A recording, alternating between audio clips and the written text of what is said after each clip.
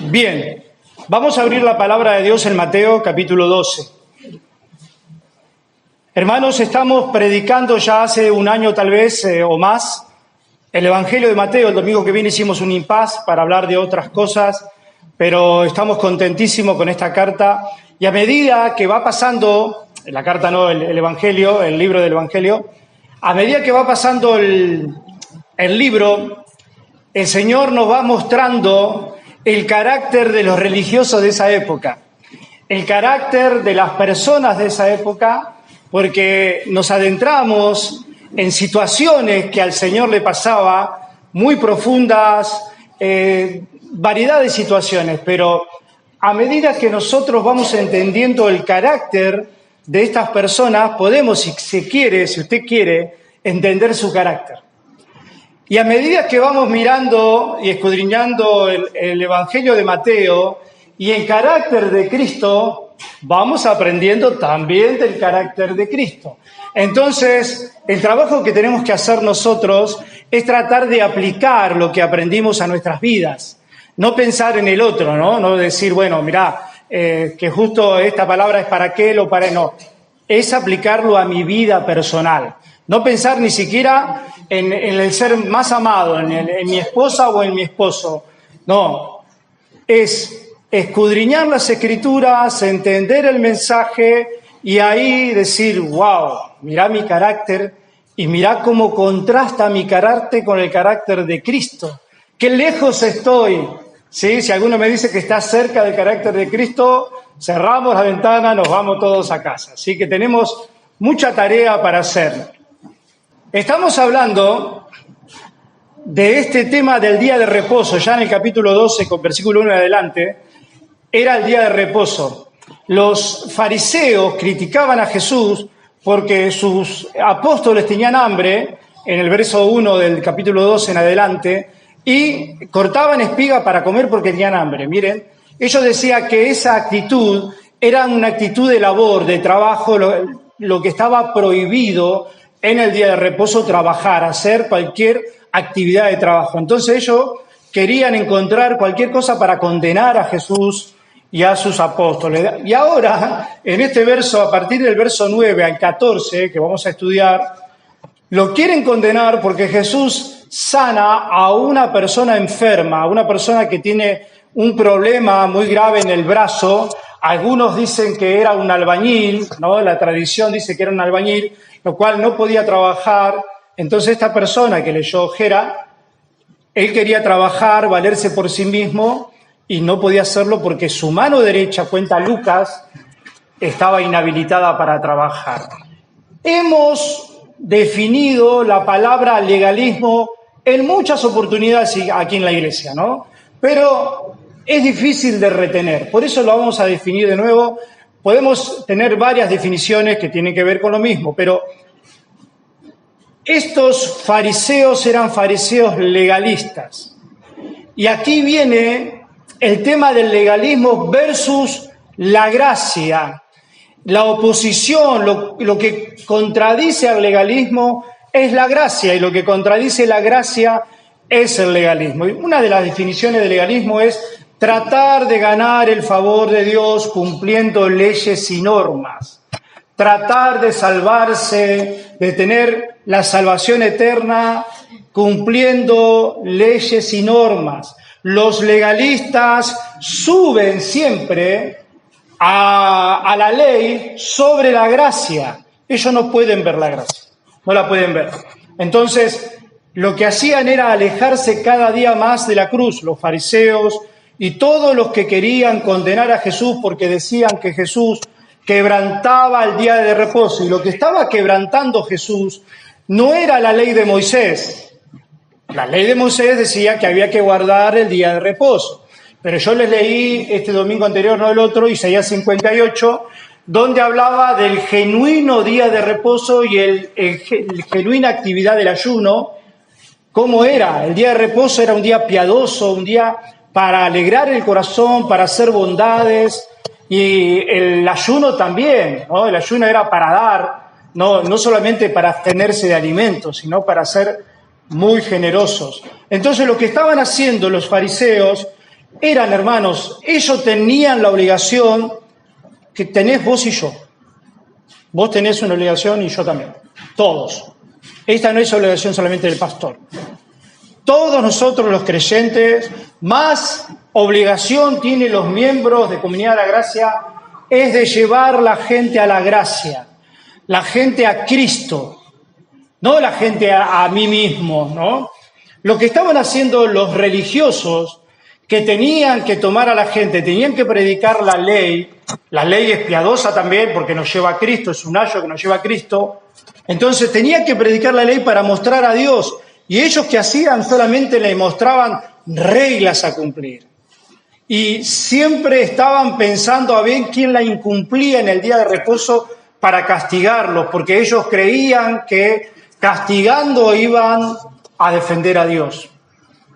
Se alejaban más y más de la cruz. Se alejaban más de la salvación por gracia, porque ponían sus propios méritos.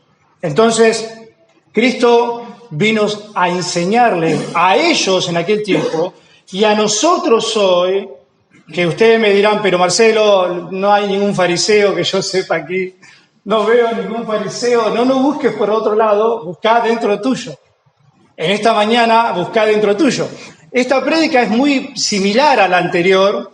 En esta, el día de reposo, el Señor sana a una persona, lo condenan por llamar a una persona, y en la anterior, al Señor lo condenan porque sus apóstoles tenían simplemente hambre y recogían espiga. Entonces dice, más allá de la acusación ridícula, dice el verso 9, ¿me acompaña?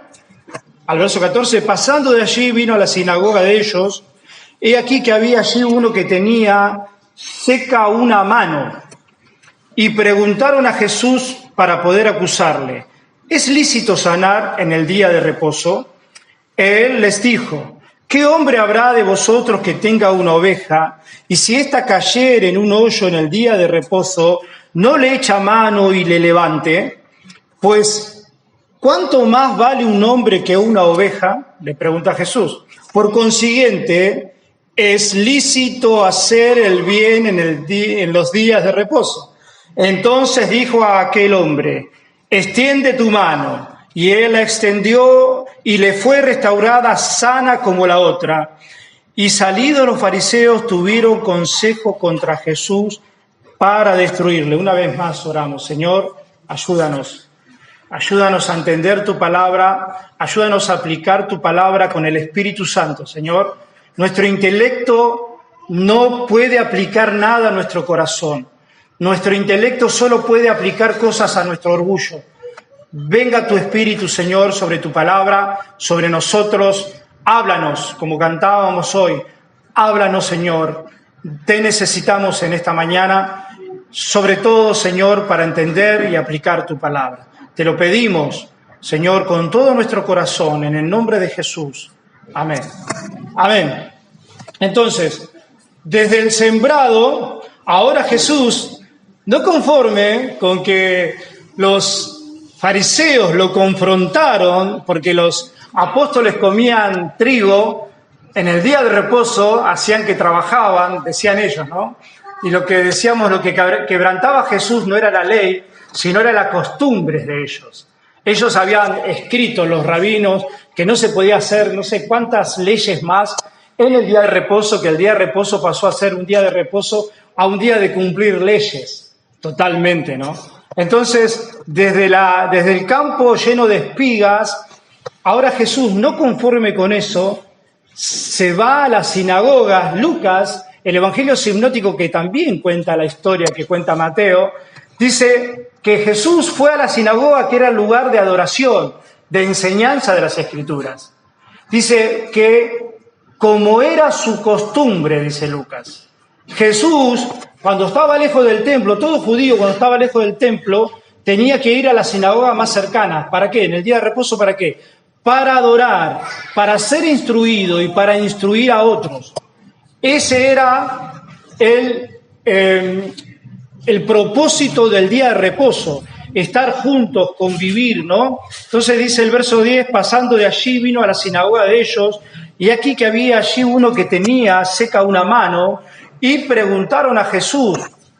Lucas también cuenta que ese hombre tenía también, como junto con Marcos cuenta, que era un hombre incapacitado. No sabemos bien si esa mano estaba seca como la palabra, nosotros lo entendemos hoy como la palabra seca.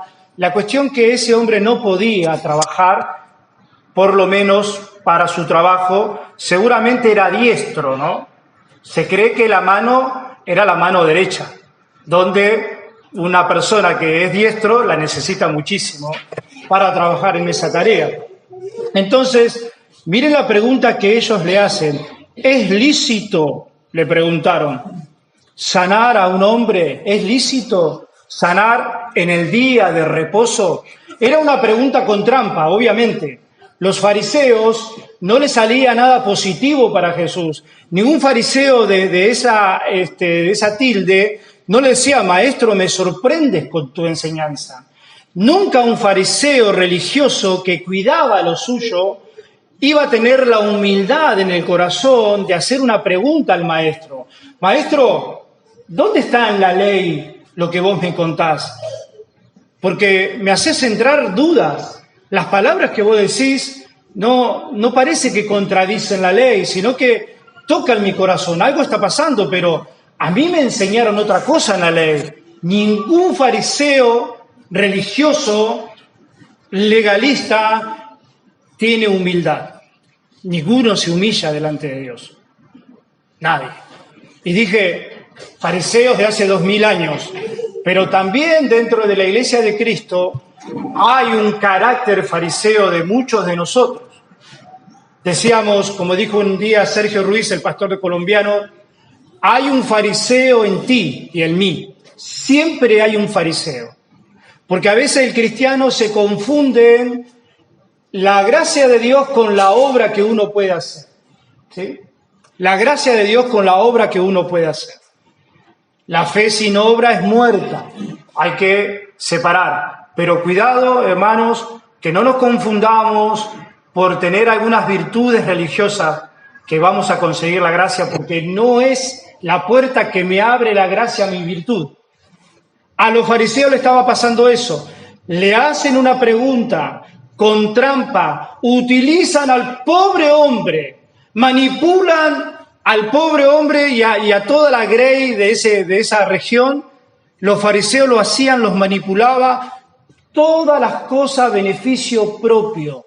Ellos no querían que Jesús les saque el puesto, ellos no querían perder estatus económicos, religiosos, no querían. Y por lo tanto llamaban a este hombre, tal vez ellos lo hicieron ir ese día porque sabía que Jesús sabía, escuchen, miren, que ahí no lo querían a él, en la iglesia esa, supongamos, ¿no? Pero Jesús iba igual, porque no se trataba si lo querían o no. Él iba a la iglesia porque él tenía que adorar a Dios, a su Padre. Él iba a hacer lo que tenían que hacer en una sinagoga, a adorar a Dios. Aunque para muchos fariseos religiosos Jesús no era muy bienvenido, pero Él era el Señor del día de reposo. Dice el verso 6 del capítulo 12, pues os digo que uno mayor que el templo está aquí. Él era mayor que el templo, que los judíos lo adoraban al templo más que a Dios. Y el verso 8 dice, porque el Hijo del Hombre es Señor del día de reposo. Entonces Jesús ahora iba a mostrar, así como mostró en los primeros versículos con sus palabras, Él iba a mostrar con sus milagros, su poder, que Él era el Señor de todo, del día de reposo, del templo, y que el objeto de adoración más grande que tiene todo ser humano es Él, y no figuras, y no estatuas, y no un templo por más hermoso que sea, y no reglas. Él es el Señor del día de reposo. Él vino a predicar la ley genuina, porque Mateo dice que Él no vino, capítulo 5, creo que verso 17, si no mal recuerdo, Él no vino a abolir la ley, sino que vino a cumplirla. Jesús vino a cumplir la ley, Absolutamente. Dice el verso y 12, el 11 y 12, en la pregunta que ellos le hicieron, él les dijo: ¿qué hombre habrá de vosotros que tenga una oveja y si ésta cayere en un hoyo en el día de reposo, no le eche mano y la levante? Pues, ¿cuánto más vale un hombre que una oveja?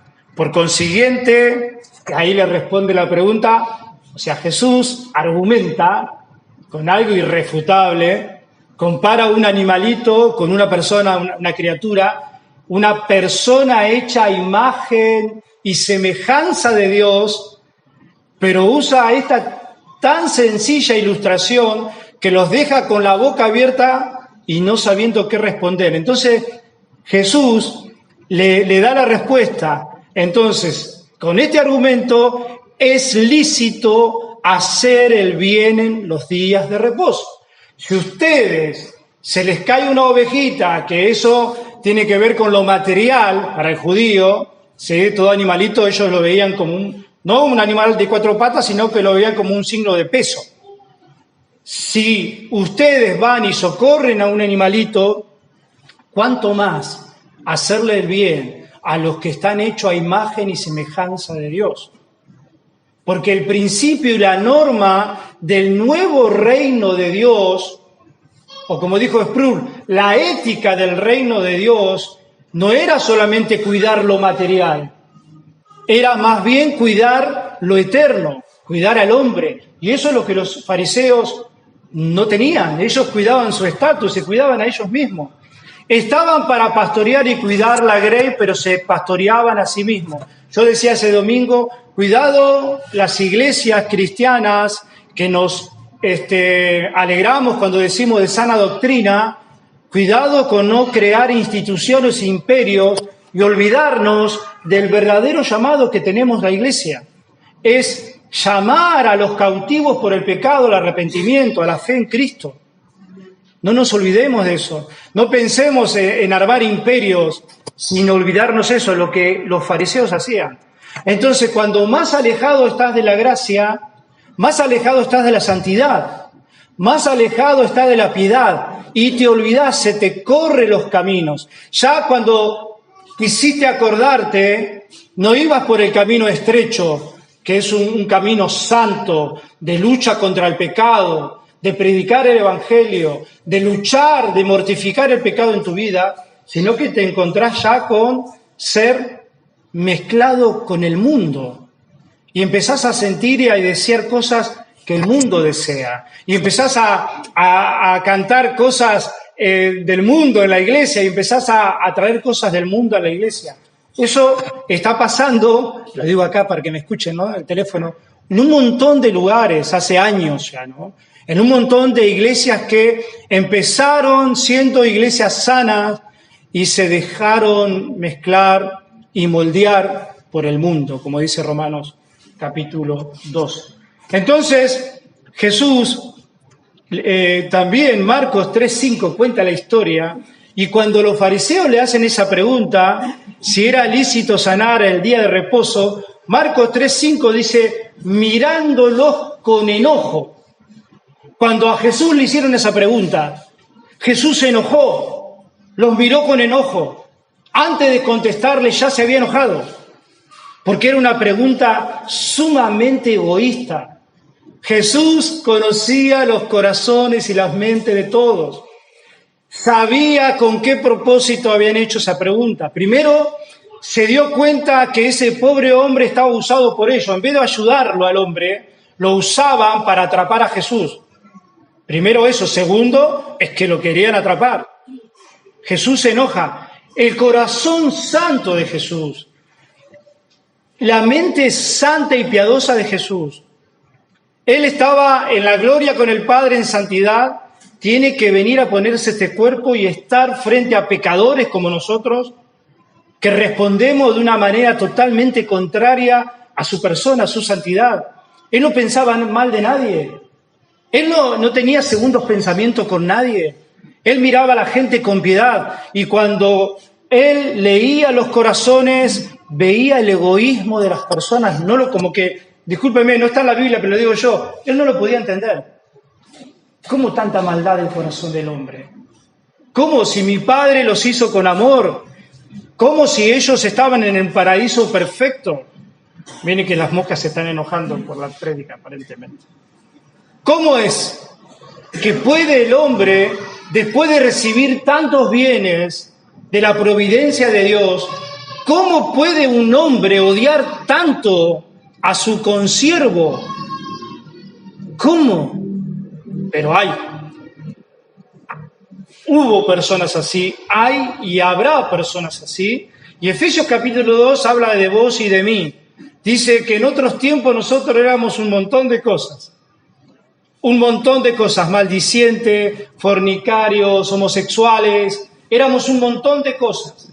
El domingo pasado el predicador dijo que nosotros, hablando del contentamiento, tenemos que entender la base nuestra también para después tener pensamientos sobre nosotros mismos, es que no merecemos nada. Entonces, al no merecer nada, yo me miro a mí mismo como una persona que no merece nada, que Dios es misericordioso conmigo, por lo tanto yo puedo tener misericordia con el otro. Pero cuando los fariseos no tenían misericordia con los otros, era porque ellos se creían alguien. ¿Por qué? Porque el cumplimiento de la ley lo único que hace es agrandar el orgullo de las personas. Se creían muy importantes. Y hoy lo podemos ver, hermanos, en la política, ¿no? Hoy tenemos un presidente que es flamante, no tiene un año todavía, y la oposición le mete palos en la rueda, capaz con razón, no lo estoy defendiendo, y se dice que al presidente lo quieren sacar, claro, lo quieren sacar la oposición, porque, o cualquier presidente, para tomar ellos de nuevo el poder. O sea, no están pensando en el pueblo. Así lo mismo eran los fariseos. No pensaban en el pueblo.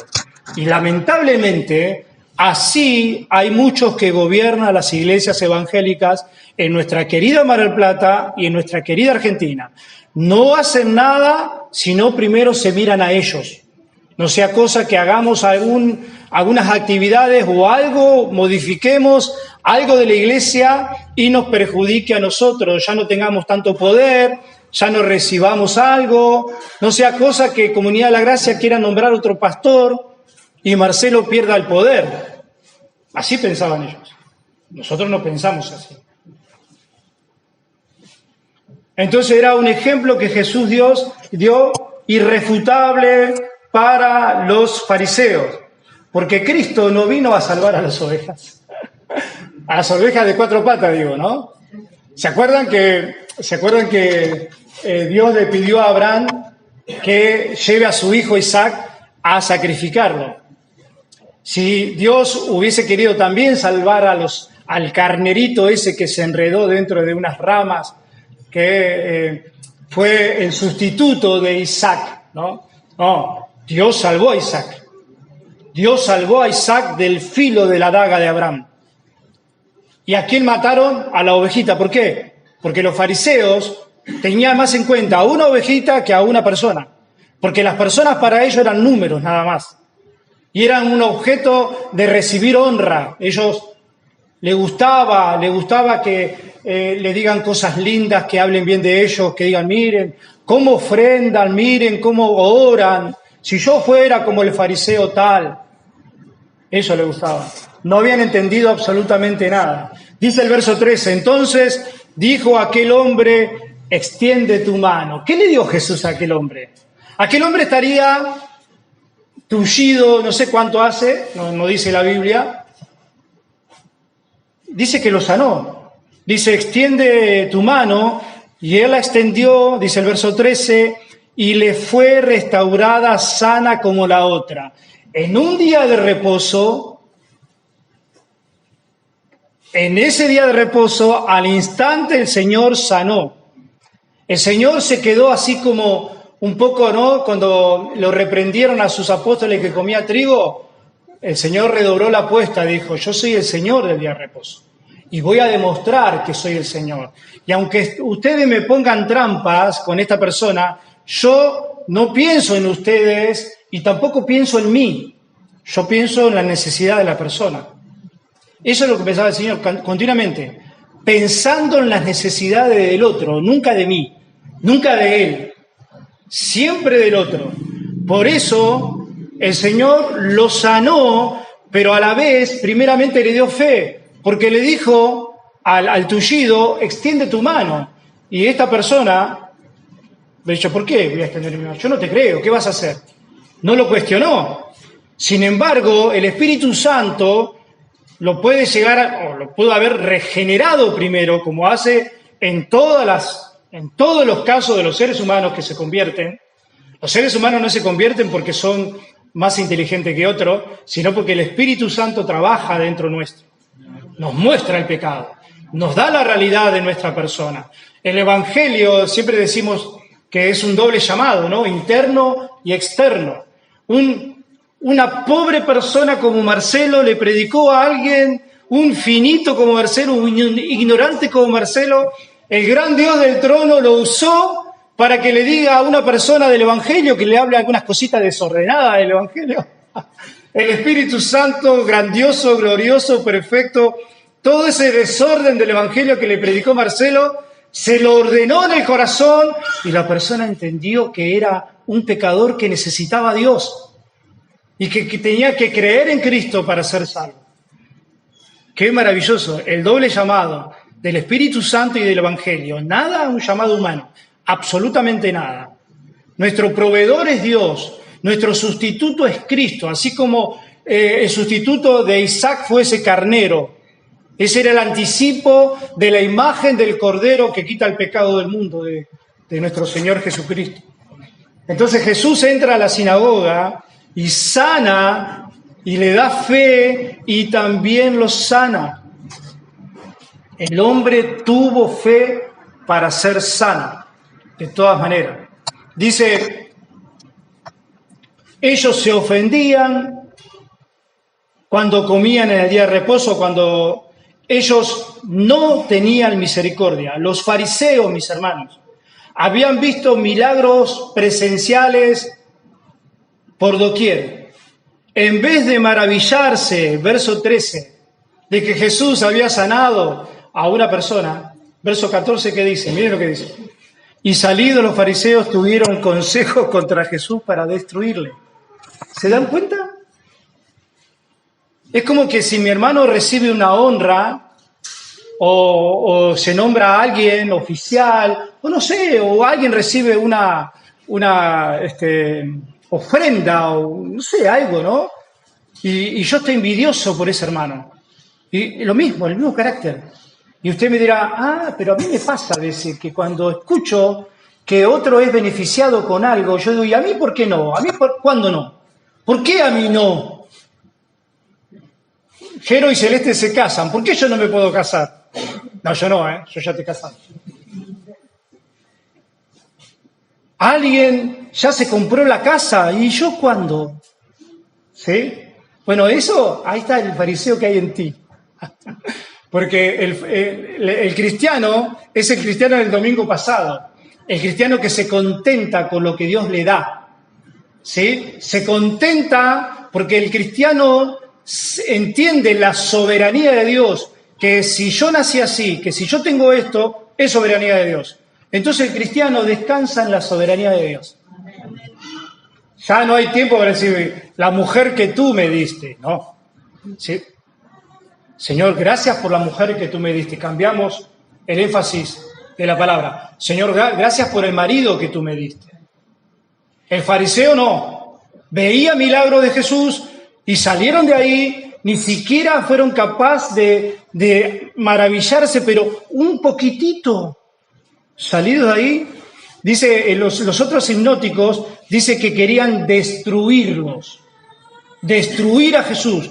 Matar. O sea, que ellos se ofendían, escuchen, se ofendían porque alguien sacaba una espiga de trigo y comía, pero después salían de ahí y querían matar a la gente.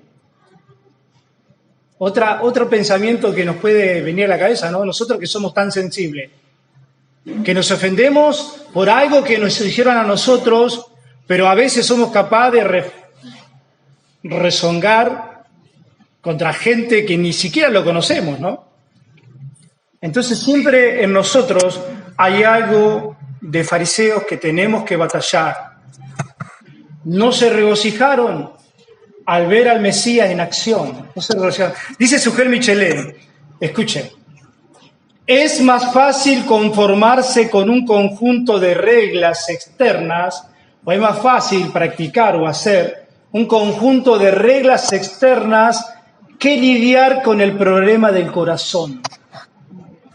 Es más fácil venir a la iglesia, decir amén, ofrendar, ¿sí? Bien educadito. Es más fácil no mostrar mi carácter, me voy, vengo, me voy, que nadie me conozca íntimamente y profundamente. Es más fácil cumplir las reglas que decir hoy, si el Espíritu Santo te da convicción de pecado, y decir, wow, sí, el Espíritu Santo me está dando convicción de pecado, estoy fallando en esto, y un cristiano debe decir, sí, necesito ayuda, necesito consejos, necesito que me disipulen, sí, porque yo tengo este corazón así, me di cuenta, pero no, los fariseos de aquella época y de esta se cubrían tras las reglas que ellos cumplían sin ningún problema. Ellos eran campeones de cumplir las reglas, no tenían ningún problema. Si se levantaban antes que todos para cumplirla, ¿sí? Reglas externas. Ahora, reglas del corazón no cumplían, porque Jesús le dijo, ustedes cargan al pueblo con reglas y ustedes no las llevan con un dedo. Simplemente las reglas externas, daban limosna, iban al templo, ¿sí? Hacían sus oraciones públicas, todo para ser visto por los hombres. Bueno, así de bruto soy yo para hablar, así pasa cuando vos tenés un montón de problemas en el corazón, que eso te impide amar a tu esposa bien, que eso te impide amar a tu esposo bien o hacer una familia cristiana bien, y vos seguís poniéndote el traje de fariseo. Que nadie descubra tu corazón. No te involucras en la iglesia, no sos sincero cuando te hacen un discipulado, siempre nos estábamos escondiendo. A mí me trataron una vez de pescado, un pastor. Usted es un pescado, cuando lo queremos agarrar se resbala. Y un poco de razón tenía, Hasta que el Señor, ¿no? Jorge, hasta que el Señor te da con todo y ya no te puede escapar. Ya la red del Señor, el pescadito ya no se puede escapar más. Y ahora, ¿nos jactamos del pecado? No, nos jactamos de que somos pecadores y que queremos cambiar. Entonces Sujel sigue diciendo, porque el orgullo y la autosuficiencia es tan grande en nosotros que no queremos que los demás sepan que hay dentro mío. ¿Por qué entonces no descubrimos el corazón? ¿Por qué no reconocemos el corazón? Porque somos orgullosos. Ese orgullo que está dentro de nosotros, no queremos que nadie lo vea, ¿no? Ay, no, ¿qué van a decir si yo soy una persona ejemplar? ¿Cómo van a descubrir que yo tengo un corazón así? No, yo más vale me dirijo en la vida como un fariseo que nadie se dé cuenta. Nadie se dé cuenta. Dice Gálatas 3:23, voy a pasar algunas cosas. Antes que viniese la fe estábamos confinados bajo la ley, encerrados para aquella fe que iba a ser revelada. De manera que la ley ha sido nuestro ayo, nuestra niñera, ¿no? Para llevarnos a Cristo. Ahí está lo que los fariseos excluían. La ley era para llevarnos a Dios en humildad, a fin de que fuésemos justificados no cumpliendo la ley, sino por fe. Claro. Por eso es que la daga de Abraham no pasó por el cuello a la garganta de Isaac. Porque no quería sacrificios.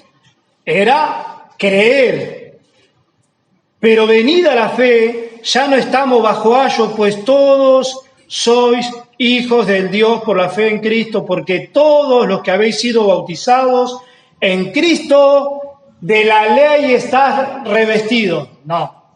De Cristo estáis revestidos. Entonces, si yo estoy revestido de Cristo, si yo pongo la fe, la ley no me puede tocar. ¿Sí? Es que cuando la muerte te busca y Dios no quiere que vos te mueras, por más que la muerte te busque, No te vas a poder encontrar. ¿Y dónde está este que lo quería matar hace rato? ¿Y dónde está? Sos invisible para la muerte. Sos invisible para el COVID. Sos invisible para tu enemigo. Nadie te puede tocar. Entonces, estamos vestidos de Cristo. ¿Por qué? Porque Él cumplió toda la justicia que nosotros injustos no pudimos cumplir. Y ahora esa justicia por fe la tenemos nosotros. Solo por fe, no por las obras. Ahora, ¿cómo nosotros podemos ser un impedimento, como los fariseos, para la iglesia, para nuestra familia? Miren, hay un varón ejemplar que trabaja 12, 14 horas por día. Y él es un fariseo. Porque el pastor va y le dice, no está acá dentro ese pastor, ese hombre. Hermano, ¿cuánto tiempo le das a tus hijos? ¿Cuánto tiempo le das a tu esposa? No, pastor, pero ellos no se pueden quejar, no le falta nada. Yo trabajo duro desde la madrugada hasta la noche, tarde, para darles todo. ¿No escucharon esa frase de nuestros padres? Del mío no, pero se escucha, ¿no? Todo te di. Todo. Es como me hicieron acordar los hermanos ayer. Yo cumplí con todo. Le dijeron a unos hermanos, ¿no? Un pastor. Yo te di todo. Tenías comida, tenías abrigo, ¿no? Eso como si miran desde el lado del punto de vista del fariseo, miran a la familia. La miran, como dice el libro de la membresía, la miran como un negocio, ¿no? Yo tengo que hacer un negocio, me tiene que ir bien. Mi familia tiene que estar bien. Que la gente, los vecinos vean que mi familia tiene techo, casa, zapatillas nuevas. Y visto a mi hijito flamante con todo de marca y voy por la calle para que me vean. Pero después en el día no lo instruyo, no lo amo, no oro con él, no lo abrazo, no le digo te amo. Es una mentalidad farisea. Farisea, en otros sentidos, es una mentalidad farisea. Nosotros como reformados, bautistas reformados, ¿qué hacemos con la gente? Le decimos vengan y estudiense este libro. ¡Pum! Es como la ley, ¿no? Estudiense este libro. Hagan esto, hagan aquello, lean esto, miren este video. ¿Pero a Cristo lo llevamos espiritualmente? ¿Le enseñamos a ir a los pies de Cristo en fe, arrepentimiento, humillados? Porque el fariseo no podía llevar a nadie a Cristo, porque él lo que le daba es la ley. Pero nosotros que somos regenerados, supuestamente, que hemos pasado por ese momento del doble llamado, como decíamos hoy, que el Espíritu Santo hizo una obra en nosotros y nos abrió los ojos y ahora pudimos entender y vivimos un momento X en nuestras vidas que tuvimos que venir a los pies de Cristo en fe y arrepentimiento y fe, y tal vez alguno de ustedes lo ha hecho de una forma, otros de otra, pero algunos han suplicado. Ha sido tanto el impacto de entender que soy un pecador al ver a un Dios santo que nos ha agarrado tal desesperación que si yo, perdonadme, yo no sabía, sí me reconozco pecador. Nosotros los reformados tenemos capacidad de llevarlo a lo intelecto o a lo espiritual a la gente. Somos personas que sí realmente le dicen a la gente cuando ya no sabemos qué hacer, bueno, a ver, ¿y qué te pasa? Y no sé, estoy mal, léete este libro. ¿Y vos qué te pasa? Ahí estoy tentado en sexualidad. Tomá, léete este libro de sexualidad. Y nos olvidamos que la salvación está en Cristo, no en un libro, no en un método. ¿Cómo nos olvidamos de eso? Claro, pasa el tiempo y nos hacemos intelectuales. Bueno, antes de poner una iglesia, pongamos una biblioteca. Antes de poner cultos de adoración, hagamos un seminario frío, intelectual. Y empecemos a pedir cajas de libros de Estados Unidos y de Europa. ¿Se acuerdan el progreso del peregrino? E iba este personaje cristiano por ahí iba y tenía una mochila que cada día que pasaba era más grande, más grande, más grande, y encontraba con uno y siempre caía en lugares donde no tenía que caer, y él seguía con ese pecado que él quería que alguien lo libere, y él le preguntaba a todo el mundo y nadie lo podía liberar, hasta que encontró un tal sabio según el mundo. Parecía muy inteligente. Y le dijo, mira, anda por acá y anda a subir esa montaña que ves allá, oscura, gris. Esa montaña representaba la ley de Dios, el Señor legalismo. Esa montaña representaba. Y él con su pecado iba queriendo subir la montaña, pero se caía, claro, porque esa montaña no tenía el poder de quitarle el pecado. Esa montaña lo que tiene es el poder de aplastarlo. Y en la película, el dibujo muy buena, hace que la montaña lo aplasta, ¿no?, a Cristiano, pero no lo salva del pecado. La ley, el que cree que por venir a la iglesia, que por ser miembro de una iglesia sana, y no sé cuántas cosas más te puedo decir, si solamente crees que vos creés que sos salvo por esas cosas, no sos salvo. Estás haciéndote una propia ley como los fariseos. Y a la hora de estar realmente en la presencia de Cristo, Él va a decir algo espeluznante. Apartaos de mí, nunca os conocí. Ese día va a llegar. Ese día está muy cerca. Cada día está más cerca. Pero nosotros, hermanos, no tenemos que tomar esto como que ahora ya no hay nadie que nos acuse, porque ahora somos libres de la ley. Sí, lo leímos. Somos libres, dice 2 Corintios 5:14, porque el amor de Cristo nos constriñe, nos lleva, nos obliga, nos empuja, pensando esto, que si uno murió por todos, luego todos murieron, y por todos murió, para que los que viven ya no vivan para sí, sino para aquel que murió y resucitó por ellos. O sea, ya no vivimos para cumplir la ley, porque Él murió. Entonces nosotros ahora, al creer en Él, tenemos salvación por medio de que Él cumplió la ley. Ahora, ¿qué poder nos dio Dios? Dice 2 Corintios, le dice Pablo a los Corintios, que ahora ya tenemos el poder de vivir para Cristo, no vivir para nosotros. Antes éramos fariseos, completamente, 100%. Vivíamos para nosotros mismos, no para Cristo. Ahora, el poder que tenemos no es para vivir en libertinaje, no es para vivir en libertinaje, es para servir a Cristo. La pregunta que te hago, ¿estás sirviendo a Cristo? Porque todo el que Cristo salvó los hizo esclavos de Él. Por consiguiente, somos servidores de Cristo. Si vos no estás sirviendo a Cristo, no creas que vos sos creyente. No lo creas tanto. La fe sin obra es muerta. Marcelo, al final, ¿que tengo que tener obra? ¿Tengo que cumplir la ley? No, es que cuando la fe salvífica te salva, se produce en tu vida una actitud de obras, de amor, de regocijo. Te place lo que antes te incomodaba, abrir tu corazón, hablar de estas cosas, escuchar un sermón, te pesaba, te dormías. Ahora te place, te va gustando de a poquito, no digo que te gusta así, no. Antes te aburría ir a una reunión en la casa de alguien, y estar 1 hora y media hablando de la Biblia, te aburría. Ahora te comenzó a gustar. ¿Por qué? Porque el Espíritu Santo te está santificando. Vos viniste a Cristo, Él te declaró justo, santo, pero tu vida tiene malas costumbres, malos hábitos. Tiene malos hábitos. Venís a la iglesia, pero te acordás de lo que vas a comer al mediodía, mal hábito. Vas a tu casa y se te escapan malas palabras, mal hábito, pero sos del Señor.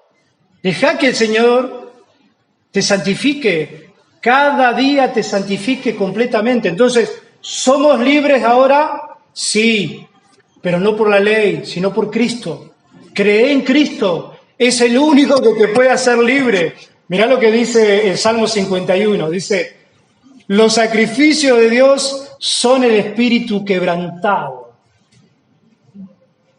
Jesús no recibe ningún espíritu altanero, ninguno. ¿Querés vos dar un sacrificio a Dios como cristiano? Dice que es un espíritu quebrantado. Tenés que venir con un espíritu quebrantado delante de Cristo. Al corazón contrito y humillado no despreciarás tú, oh Dios.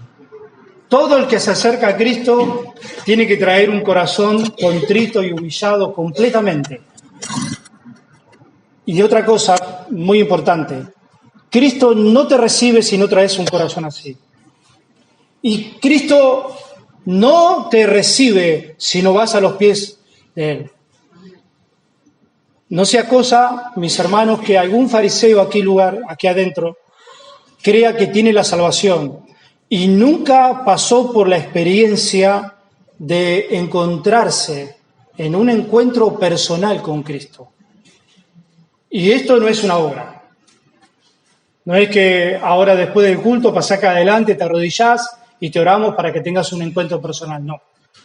Un encuentro personal, todo cristiano lo tiene que tener. Más allá que un cristiano, cuando yo me convertí no entendía la Biblia, hermanos. Pero tuve un encuentro personal. Ahí viene lo importante. Ahí viene lo primero. Creer en Cristo. Y la santidad y la santificación va a ser progresiva. Y el cambio de los malos hábitos va a ser progresivo. Y exponerme a la palabra continuamente va a hacer los cambios en mí. Pero si vos no tuviste un encuentro personal, y me preguntarás, Marcelo, ¿y de qué se trata ese encuentro? Porque por ahí los confundo. ¿Qué tengo que sentir? No sé. Eso lo vas a saber vos en tu corazón. Nadie te lo puede decir. Nadie puede explicar la salvación que Cristo hizo en el corazón de una persona. Solamente esa persona. Solamente esa persona. Vas a tener una seguridad infinita que Dios te salvó. Cuidado con querer llegar al cielo por el intelecto reformado y no por un corazón contrito y humillado con Cristo.